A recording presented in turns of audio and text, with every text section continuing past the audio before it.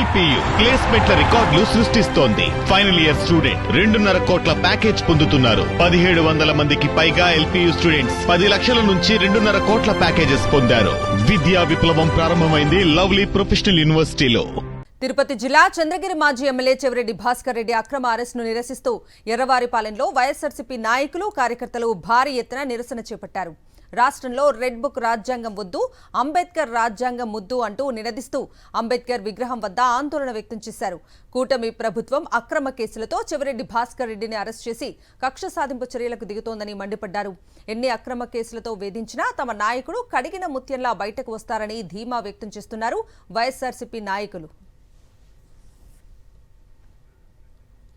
మరింత సమాచారం ఎర్రవారిపాలెం నుంచి మా ప్రతినిధి మూర్తి అందిస్తారు.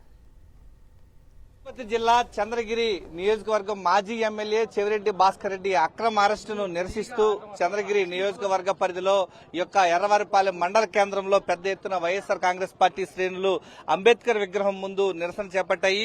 ఆంధ్రప్రదేశ్ రాష్ట్రంలో ఈ యొక్క కూటమి ప్రభుత్వం అధికారంలోకి వచ్చిన తర్వాత రెడ్ బుక్ రాజ్యాంగాన్ని అమలు చేస్తూ అంబేద్కర్ రాజ్యాంగాన్ని పక్కన పెడుతూ చాలా కక్ష సాధింపు చర్యలకు పాల్పట్టడం పట్ల పెద్ద ఎత్తున వైఎస్ఆర్ కాంగ్రెస్ పార్టీ శ్రేణులంతా కూడా ఆగ్రహం వ్యక్తం చేస్తున్నాయి. రెడ్ బుక్ రాజ్యాంగం వద్దు, అంబేద్కర్ రాజ్యాంగం ముద్దు అంటూ వీరంతా పెద్ద ఎత్తున నిరసన గల వినిపిస్తూ ఉన్నారు.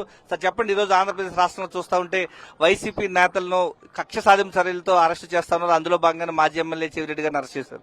ఏ విధంగా చూడాలి? నిజాయితీ కలిగిన నాయకుడిని ఈ రోజు అక్రమ అరెస్టులతో భయపెట్టాలని, ఆయన్ను అరెస్ట్ చేసి భయపెడితే కిందుండే క్యాడర్ అంతా భయపడతారు, ఏదో అయిపోతుందని భ్రమపడుతుంటారు.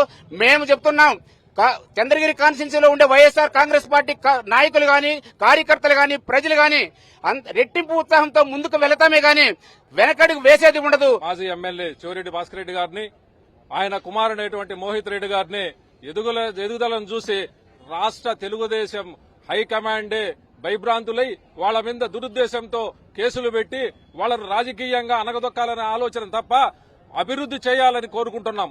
ఎందుకంటే అభివృద్ది ముద్దు, అరెస్టులు వద్దు అనే నినాదం అనేది పల్లెల్లోనే మాకు నాయకుల కంటే ముందు ప్రజలే మాట్లాడుతున్నారు.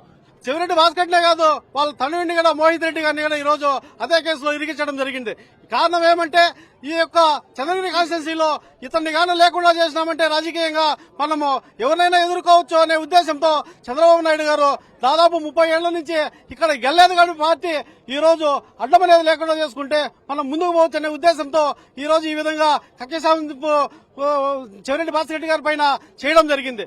ముఖ్యంగా కూటమి ప్రభుత్వం అభివృద్ధి వదిలేసి ఈ కక్ష సాధింపు చర్యలను ప్రోత్సహిస్తున్నారు. దీన్ని మేము పూర్తిగా ఖండిస్తున్నాము.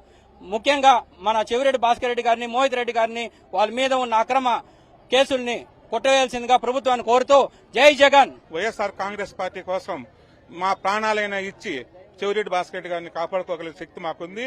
అంత ధైర్యం దేవుడు మాకు ఇచ్చినాడు. ఎందుకంటే అలాంటి ఆనిముత్యం ఈ కాన్స్టిట్యున్సీకి దొరకడు. మా నాయకుడు కడిగిన ముత్యంలా బయటకు వస్తాడు, అక్రమ కేసులు ఆయన ఏమీ చేయలేవన్నటువంటి ధీమాను వీరంతా కూడా వ్యక్తం చేస్తున్నారు. కెమెరామెన్ ఎల్ఐతో విజయమూర్తి, సాక్షి టీవీ, ఎర్రవారిపాలెం నుంచి.